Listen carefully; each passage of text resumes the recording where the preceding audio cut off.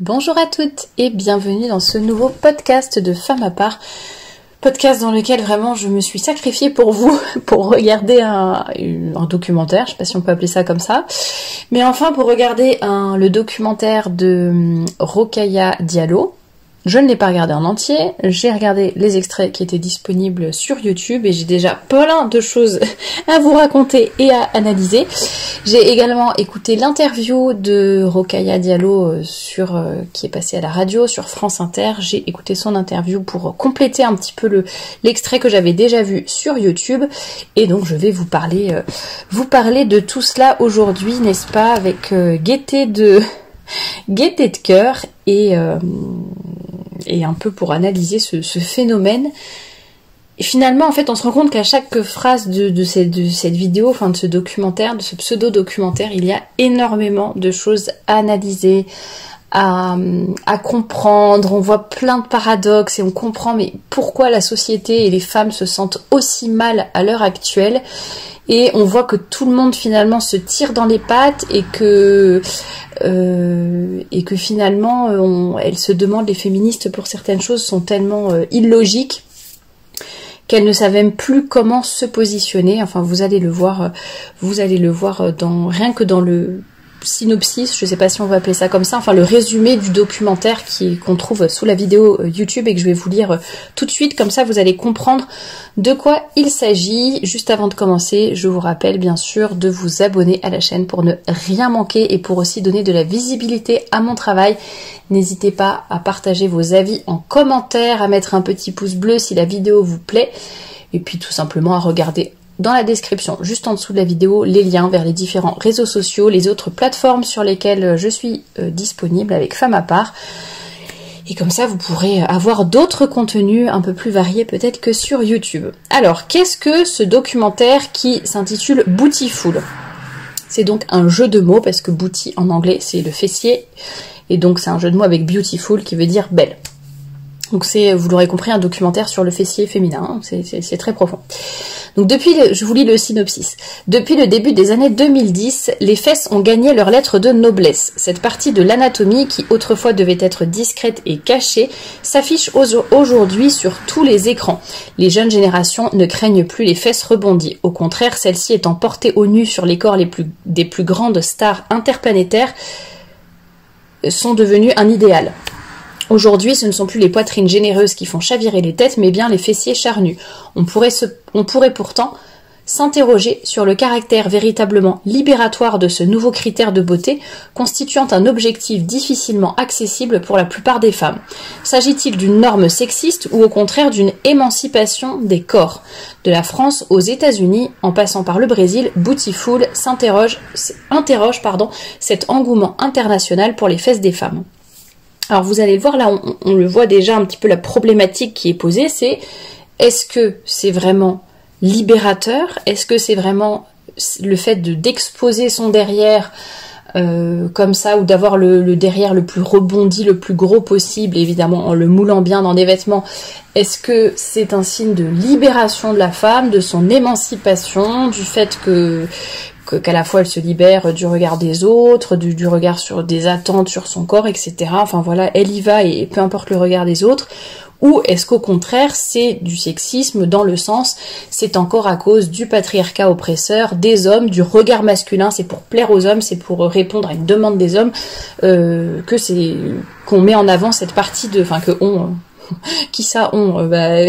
que ces femmes-là mettent en avant cette partie de leur anatomie. Alors dans ce documentaire de Rokhaya Diallo, il y a beaucoup de personnes qui sont interrogées, on y reviendra plus tard, mais je sais qu'il y a une psychologue ou une psychiatre, il y a des filles qu'on appelle des vixens, on le verra juste après ce que c'est, qui jouent dans des clips de rap, etc. Il y a des chanteuses de rap, Il y a un rappeur aussi de ce que j'ai vu. On voit aussi des personnes qui font partie de d'une association. Bon, j'en reparlerai après, mais peut-être je m'étalerai peut-être pas beaucoup. Il y a Stéphane Edouard qui a fait une vidéo sur sa chaîne à propos de ce documentaire, mais avec d'autres extraits pour le coup que ceux dont je vais vous parler. Donc je pense que ça peut bien se compléter. Si ça vous intéresse, vous pouvez aller sur sa chaîne et vous aurez d'autres extraits qui sont insupportables à regarder. Enfin, c'est vraiment dégoûtant. Et puis après ils disent que c'est de l'art, n'est-ce pas? On le verra aussi après. Bref, je pense que ça se complétera assez bien puisqu'il se focalise pas du tout sur les mêmes parties du documentaire. Je ne sais pas s'il l'a vu en entier ou pas. Moi, je le répète, je n'ai vu que les extraits que Stéphane Edouard montre sur sa chaîne, qui sont assez courts finalement, et les extraits qui sont disponibles sur YouTube, sur la chaîne officielle de ce documentaire. Donc voilà, le but c'est d'interroger vraiment plein de personnes différentes. Il y a aussi des jeunes filles, des passantes quoi, qui sont interrogées pour savoir ce qu'elles en pensent. Donc une réalisatrice aussi de clips. Voilà, on a vraiment le point de vue de plusieurs personnes et je crois que le but de Rokhaya Diallo dans ce documentaire, c'est justement d'essayer de répondre à cette problématique. Est-ce que c'est libérateur ou est-ce que c'est quelque chose de sexiste et on objectifie encore les femmes, on les hypersexualise, etc. Et d'ailleurs, dans l'interview qu'elle donne sur France Inter à propos de ce documentaire, moi, ce qui en ressort, après, bon, c'est une interview qui dure peut-être 20 minutes, mais j'ai l'impression justement qu'elle n'a pas trop la réponse à cette question, que c'est vraiment une problématique qui reste ouverte, que quand ça l'arrange, elle va répondre que c'est le patriarcat oppresseur, que c'est le sexisme, que c'est le machisme, que c'est le regard masculin. Et d'autre part, quand ça l'arrange, c'est un peu, voilà, c'est libérateur, c'est le féminisme, la libération de la femme, la liberté à disposer de son propre corps, etc. Alors, ce que je vais faire, c'est comme pour le documentaire de Zone Interdite. D'ailleurs, je crois que cette analyse vous avait beaucoup plu. Si vous ne l'avez pas encore écoutée, n'hésitez pas à aller regarder sur la chaîne, dans la playlist podcast, ou en tout cas, ça fait partie des vidéos assez récentes, donc vous la trouverez facilement. J'avais analysé déjà le documentaire de Zone Interdite sur un peu les ravages des réseaux sociaux du type TikTok et Snapchat chez les adolescents.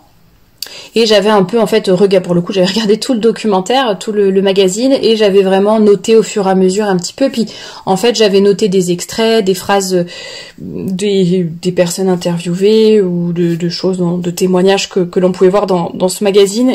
Et puis après, j'avais fait mes commentaires. C'est un petit peu ce que je vais faire pour cette analyse de documentaire. J'ai donc pris au fur et à mesure, j'ai noté mes petites choses. Bon, j'ai essayé de limiter quand même parce qu'il y aurait tellement de choses à dire. Pourtant, l'extrait YouTube ne fait que 10 minutes et puis l'interview sur France Inter fait peut-être 20 minutes. Il y a déjà tellement de choses à raconter. Donc, une des premières choses qu'on entend dans cette vidéo YouTube, on parle de Nicki Minaj, Nicki Minaj, qui est une rappeuse afro-américaine, très connue. J'en avais parlé dans une récente chronique, je crois, qui a fait un clip et une musique, si on peut appeler ça de la musique, un morceau qui sont mais juste dégoûtants, que ce soit dans les paroles, dans les gestes aussi. D'ailleurs, je pense que c'était peut-être dans mon podcast sur Zone Interdite que j'en avais parlé. Bon bref, et au début de cet extrait, ils parlent de Nicki Minaj et ils disent: malgré son engagement explicite en faveur des femmes, ses propos, sa façon de faire là par rapport à son derrière ne plaît pas à tout le monde et certaines féministes lui reprochent l'instrumentalisation de son corps. Et ce que j'ai trouvé intéressant dans cette phrase qu'on entend en voix off, c'est malgré son engagement explicite en faveur des femmes, quand même il y a des choses qui passent pas.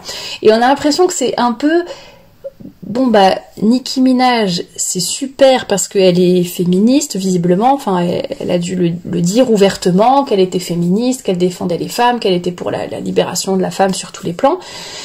Malgré ça, il y a quand même quelque chose qui passe pas. Mais on sent quand même que c'est déjà une certaine protection. Si on discute avec une personne et que déjà on sait que la personne est féministe ou défend, entre guillemets, défend les femmes, à la manière de la société actuelle, si on peut appeler ça défendre les femmes, ça déjà c'est un bon point, quoi. On va partir sur un a priori positif et ça va être une façon de penser féministe et même c'est aussi la question d'ailleurs pour le racisme, c'est exactement pareil.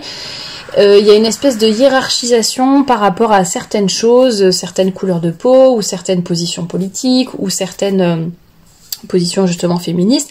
Et là, voilà, elle a de la chance, elle est féministe, donc c'est super, donc on n'ose pas trop la critiquer, ou alors on critique en demi-teinte, mais en gros, vu qu'elle est féministe et qu'elle défend ouvertement les droits des femmes, etc., on n'ose quand même pas dire trop à voix haute qu'on n'est pas content et que ça ne va pas.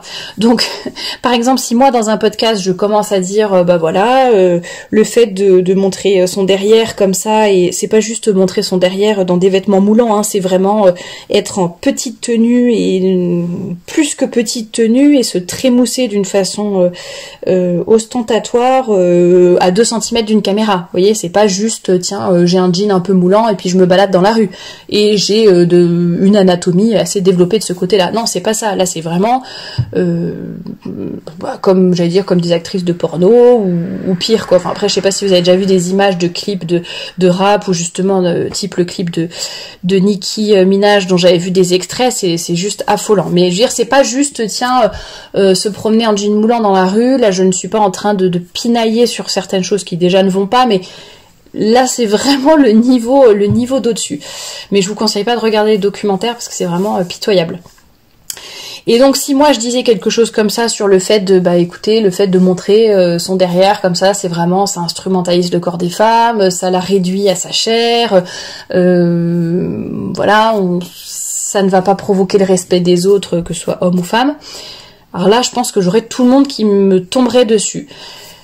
Là, comme elle est féministe, bah, on n'ose pas trop lui tomber dessus directement. Vous voyez, il y a quand même un biais, pour moi en tout cas, il y a un biais, je sais pas si on peut appeler ça un biais cognitif, mais en tout cas, voilà, on oublie son objectivité, on n'ose presque pas critiquer parce qu'elle est féministe. Donc ça, j'ai trouvé ça intéressant à relever comme phrase. Donc après, il y a toute une explication sur le fait que ça vient, ça j'ai trouvé ça intéressant à relever, que ça vient de la pop culture, ça vient des États-Unis surtout, et ça vient de la culture africaine notamment, ou afro-américaine maintenant, puisque ça vient aussi des États-Unis.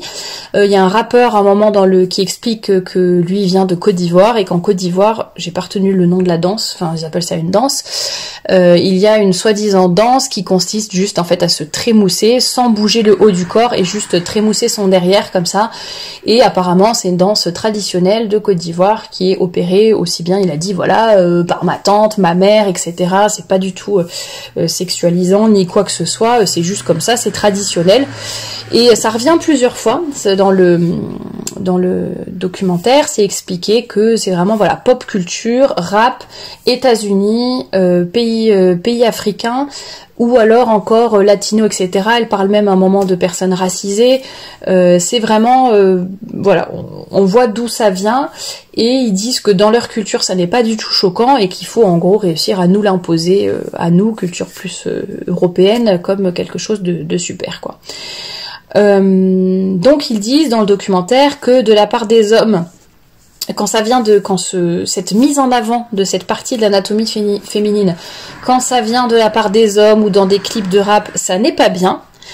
Par contre, quand ça vient des femmes elles-mêmes, type Nicki Minaj ou Cardi B, etc. Ah non, c'est peut-être Cardi B qui a fait le clip horrible dont je vous parlais. Alors, Nicki Minaj, ça doit pas être beaucoup plus au-dessus. Mais bref, quand ça vient des femmes elles-mêmes, là, c'est ok, c'est bon, on valide et c'est génial de mettre en avant cette partie de son anatomie parce que dans ces cas-là, c'est de la récupération, ce qu'ils appellent, hein, je répète ce que j'ai entendu dans le documentaire, c'est de la récupération corporelle. On dit, moi, j'aime mon derrière, j'ai envie de le montrer, c'est juste que c'est pas pour les mêmes raisons que les hommes qui nous instrumentalisent dans leurs clips de rap, sous-entendu, mais nous voilà, on le fait volontairement par nous-mêmes, donc c'est super. Et elles disent également, la voix off dit également que au-delà de ça, c'est surtout revendiquer une indépendance financière et sexuelle et une indépendance de mère. Alors j'ai supposé que c'était de mère maman, mais j'ai pas trop compris le rapport, donc voilà, la personne interviewée n'est pas très claire, donc j'ai pas compris en quoi ça, le fait de se trémousser comme ça d'une façon dégoûtante était une façon de revendiquer une indépendance financière et de maternité, mais bon, peut-être qu'il y a quelque chose que j'ai pas compris, et c'est une manière de dire on fait ce qu'on veut. Voilà, ça c'était la première personne interviewée qui disait ça. Je ne sais plus qui c'était, j'ai pas noté. Ensuite, on va avoir une interview, enfin un extrait du moins d'une interview avec Lisa Monet. Alors elle est rappeuse française, mais c'est une femme noire. Je me permets de dire ça parce que ça a rapport avec parce que ceux qui vont crier raciste dans les commentaires, parce qu'il faut pas dire que quelqu'un est noir, c'est raciste. C'est vraiment tout ce qui est dit. Rokhaya Diallo le dit aussi dans son interview. Voilà, on parle vraiment de personnes racisées, c'est comme ça, ce qu'ils appellent racisées. D'ailleurs, ils n'osent pas le dire, c'est ça qui est drôle. Là, j'aime pas trop dire ça, mais bon, c'est souvent des filles qui sont africaines, latino ou arabes. Voilà, bon bah c'est comme ça. Hein. Si c'est comme ça, si c'est leur origine, c'est leur origine et puis c'est tout. Donc Lisa Monet, donc qui est donc d'origine africaine visiblement, et qui dit, là vraiment je cite, j'ai noté mot pour mot ce qu'elle dit. Donc elle est rappeuse et dans ses clips ou je sais pas où, enfin peut-être sur ses photos sur les réseaux sociaux, elle est très souvent en train de mettre en avant son fessier de façon ostentatoire et de façon provocante et tout ce qu'on veut. Et évidemment un fessier proéminent quoi. Et elle dit, ça me donne du pouvoir car j'aime bien quand les gens me regardent. Bon, elle le dit pas sur ce ton-là parce qu'elle parle comme une racaille, mais en gros c'est ça. Ça me donne du pouvoir car j'aime bien quand les personnes me regardent.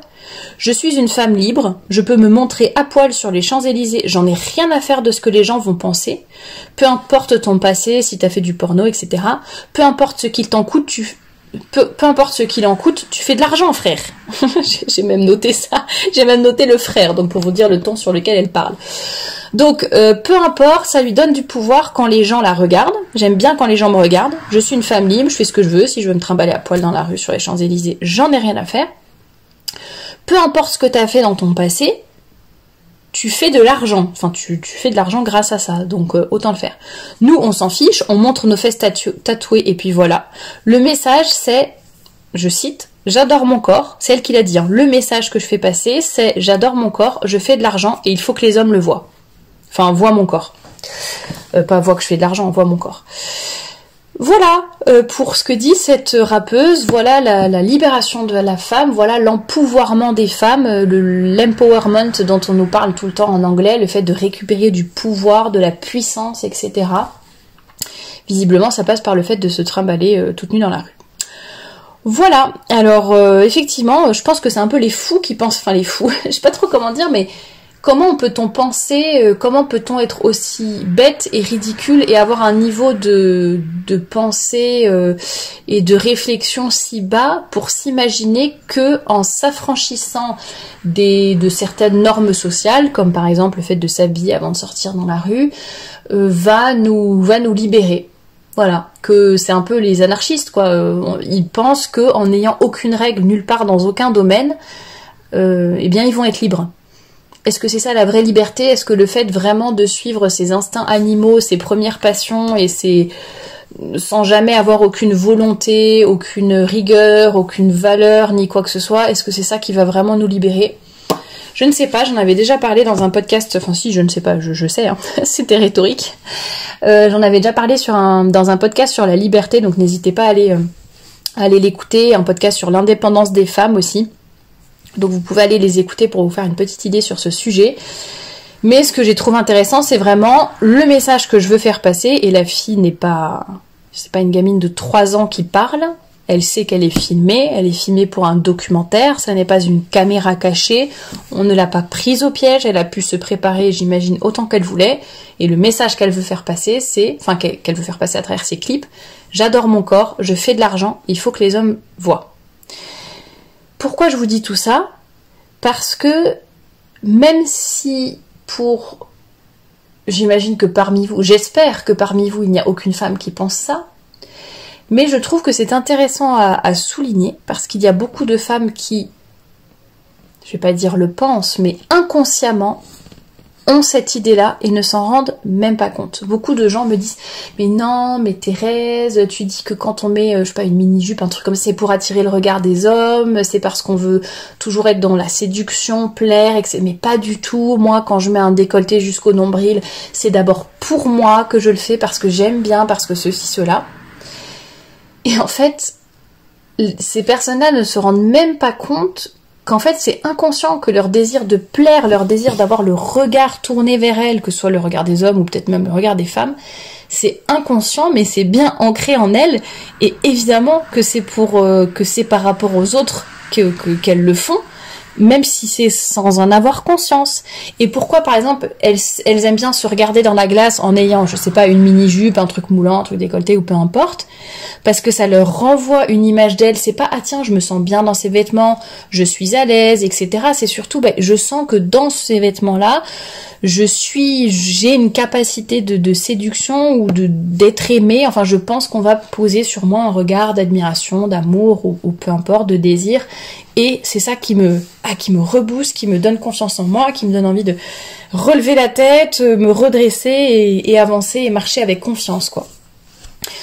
Donc peut-être que le message de cette Lisa Monet est assez exagéré ou va vous paraître aberrant, mais je pense qu'en fait c'est ce que beaucoup de jeunes femmes pensent ou c'est ancré en elles, mais elles ne le reconnaissent pas ou elles ne s'en rendent même pas compte. Moi, par exemple, je sais que en tant que femme, j'ai, après ça dépend des moments, de mon âge, de ma maturité ou de plein de choses. Je sais que ça dépend de chaque femme, mais de façon générale, j'admets totalement avoir cette propension, cette facilité, justement, ce danger un petit peu à avoir absolument besoin d'être aimée, d'être admirée, de sentir que je suis pas forcément importante, mais que je suis utile, que mon avis compte, que les gens vont m'apprécier, etc. Ce besoin d'être apprécié, d'ailleurs par les hommes comme par les femmes, hein, c'est pas forcément de l'amour dans ce sens-là, mais et je pense que il faut en avoir conscience. Ça peut être un excellent moteur aussi pour avancer. Ça peut être aussi source de beaucoup de manque de confiance en soi, de complexe et de peur de s'affirmer, de peur de dire non, de peur de dire vraiment ce qu'on pense, etc. Mais il faut en avoir conscience aussi justement pour ne pas en jouer, ne pas utiliser ça à des mauvaises fins.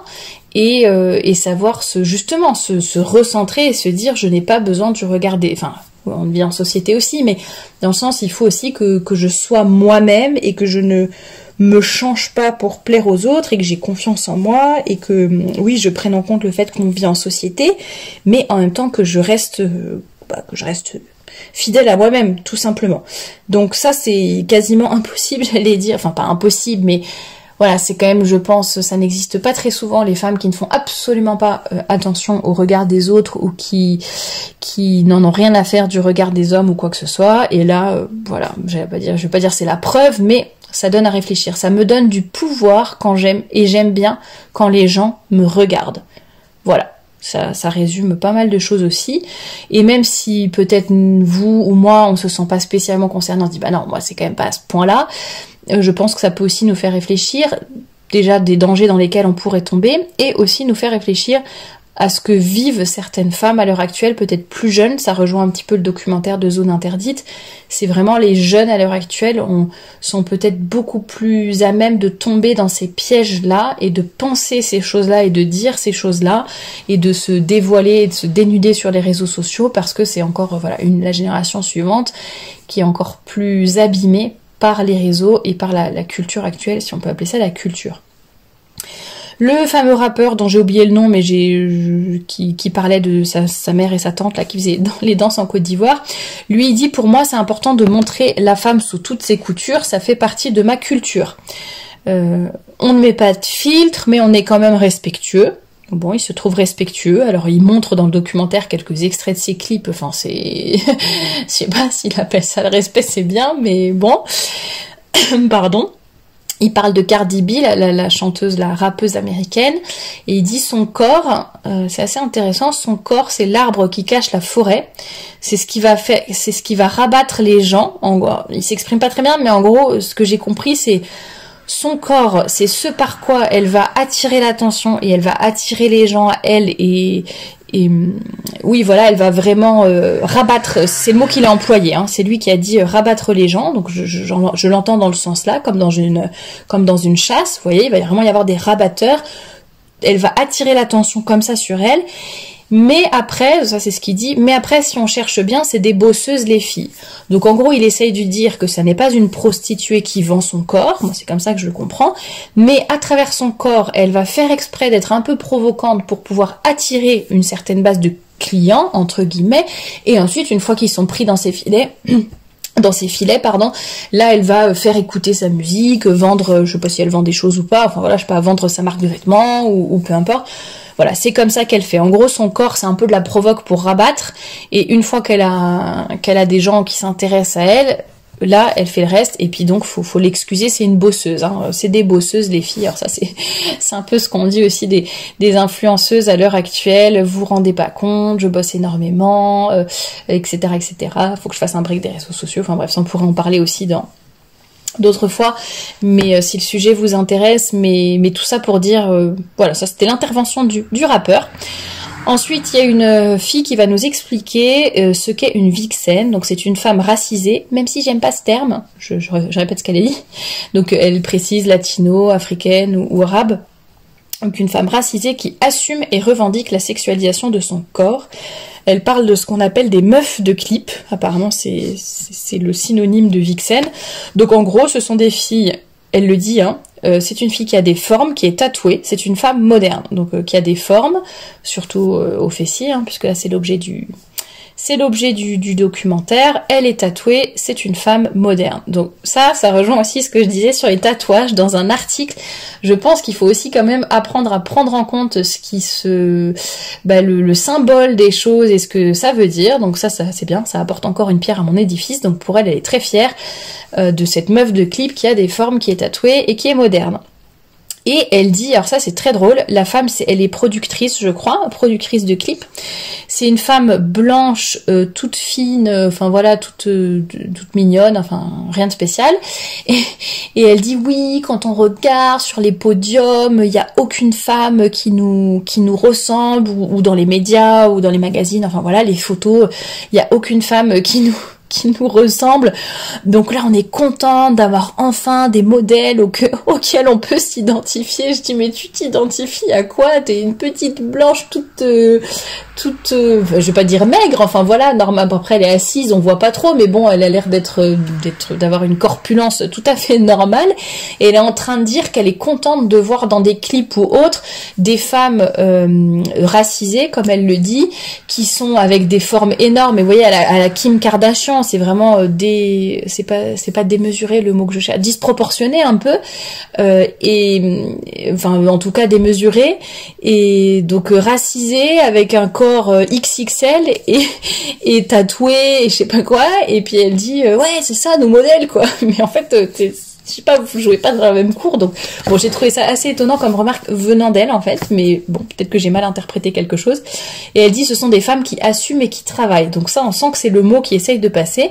Je pense qu'ils essayent de redorer peut-être un peu leur blason et de montrer, regardez, c'est pas des prostituées, entre guillemets, ce sont des femmes qui travaillent et qui travaillent. Et qui assument et qui sont des femmes, voilà, qui sont pas des femmes de bas étage, mais qui sont vraiment des businesswomen, entre guillemets. Il y a une autre vixen, pour le coup, qui est interrogée, donc une meuf de clip qui est interrogée et qui dit « Bon, bah la vixen, c'est une femme sexy, mais bon, j'aime pas trop dire sexy parce que ça fait trop sexuel, mais voilà, quoi, c'est une femme sexy. » Je répète ce qu'elle dit, hein. Glamour, qui a un fort caractère, des formes généreuses et qui fait de son corps un art. Alors, excusez-moi, mais se trémousser comme ça, d'une telle façon, ça n'est pas un art, ça n'est pas une danse, c'est rien du tout, c'est... Bon, d'ailleurs, c'est un peu comme le rap, on pourrait dire que c'est pas de la musique, mais enfin, là, c'est vraiment... c'est pas une danse, quoi, je sais pas comment vous expliquer, c'est même pas un mouvement de sport, enfin, c'est... Bref, et on retrouve aussi, donc je vous disais, on essaye de bien montrer que ce sont des femmes qui travaillent, etc. Et là, ce qui revient aussi, c'est le fort caractère. J'en ai parlé il y a pas très longtemps dans mon podcast sur les femmes indépendantes. C'est quelque chose qui revient beaucoup aussi, qu'on entend souvent en ce moment. Voilà, une femme qui a un fort caractère, c'est génial parce que ça veut dire que c'est une femme forte, qui est indépendante, etc. Alors que souvent ça cache juste ça le caractère en fait. Mais j'ai trouvé ça intéressant de le retrouver là. Et donc cette femme dit, ce sont des artistes, ce sont des professionnels, ce que tu fais quand tu twerk, donc le twerk c'est l'autre mot pour cette danse en fait qui consiste juste à secouer son derrière, ce que tu fais quand tu twerk c'est artistique. D'accord, donc c'est un art. Eh bien écoutez, je n'étais pas au courant. Après, on en vient dans cet extrait du documentaire, on en vient au groupe de jeunes filles, enfin qui ont l'air assez jeunes, en tout cas d'avoir moins de 20 ans, peut-être même moins de 18 ans. Il y a des blanches et des noires. Je vous le précise parce que c'est important dans les propos qu'elles vont avoir. Et donc, je crois que c'est une des noires qui commence en disant les femmes, on a besoin de se sentir bien dans notre corps, ok. Et ah oui, elle parlait du fait de mettre en avant son derrière, justement, en disant moi je ne pense pas le faire que pour moi, je le fais aussi pour les hommes qui me regardent, et c'est un vrai problème. Donc je pense elle a conscience qu'elle le fait pour le regard des autres, et elle analyse que ça lui pose un problème parce que justement elle veut le faire que pour elle, et elle en a marre du patriarcat oppresseur qui la force à se trémousser comme ça. Et je suis ironique bien sûr. Il y en a une autre qui dit c'est cool de se sentir attirante et on a envie de se prendre au jeu. Voilà. Et justement en fait dans ce petit groupe de jeunes, je crois qu'il y avait peut-être deux filles blanches et 3 filles noires ou un truc comme ça, et on voit que les blanches en gros parlent de leur complexe parce que de par la nature elles ont des morphologies beaucoup plus plates, alors que celles qui étaient d'origine africaine disaient moi, il y en a une d'ailleurs qui dit moi je me sens sexy, je suis sexy, je le sais, j'ai confiance en moi, voilà, je sais que j'ai des formes, je sais pas quoi. Et donc en gros elles sont avantagées parce que de par leur morphologie elles répondent plus à ces critères, alors soi-disant normes sociales. Autant le fait de devoir se dénuder, d'être toujours, je me dis ça c'est peut-être, à la limite on pourrait presque dire que c'est une norme sociale, mais le fait de vraiment devoir développer ses fesses à outrance et les mettre en avant, peut-être que pour les jeunes actuellement c'est un gros complexe, je ne sais pas. Mais voyez, on sent déjà qu'elles sont capables de dire que je le fais pas que pour moi, je le fais aussi pour les hommes, c'est cool de se sentir attirant, on a envie de se prendre au jeu, etc. Alors dans l'interview de France Inter, la question posée par la journaliste à Rokhaya Diallo, qui est donc l'auteur de la productrice de ce documentaire, la question est: une femme hypersexualisée est-elle une femme émancipée? C'est vraiment la question, la problématique. Est-ce une libération ou une soumission à des normes plus que jamais masculines? Et elle prend l'exemple de Nabila qui a été ultra malheureuse parce que la pauvre, elle a dû se conformer aux attentes du patriarcat. Ça l'a fait énormément souffrir, mais maintenant elle a réussi à s'en libérer. Et elle dit souvent dans le rap, c'est vu, donc ce qui est vu, c'est-à-dire le fait de mettre en avant comme ça certaines parties d'anatomie féminine, c'est vu sous le prisme masculin, et donc ça pose problème, alors que là on voit 2 femmes assumées, donc ça fait scandale. 2 femmes assumées, donc c'était notamment Nicki Minaj et Cardi B.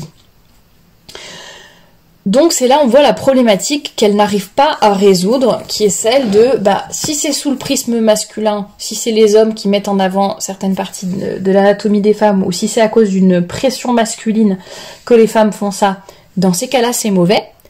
Et par contre, si ce sont les femmes qui le font, qui assument, qui le font d'elles-mêmes, qui se mettent en avant, qui sont fières, d'ailleurs, il y a des Vixen, il y a des prix Vixen, celles qui sont élues, vous savez, les Vixen, donc les meufs à clip, là, dont je vous parlais juste avant, qui sont, il y a des prix, etc. Celle qui était interviewée, c'était la Vixen de l'année 2021, elle était super fière, voilà. Et donc, quand c'est ça, il n'y a pas de problème. Si c'est le prisme masculin, c'est problématique. Si c'est le prisme féminin, aucun problème. Ça, c'est vraiment, et Rokhaya Diallo le reconnaît dans l'interview de France Inter. Elle dit, il y a toujours une part des deux. Quand on s'habille, quand on se fait belle le matin, il y a une partie pour nous, mais il y a aussi une partie pour les autres, pour répondre aux attentes, pour répondre aux critères de beauté d'une société, par exemple. Donc ça, c'était intéressant quand elle en parlait, et je suis plutôt d'accord avec elle de dire que on ne peut pas dire je m'habille que pour moi.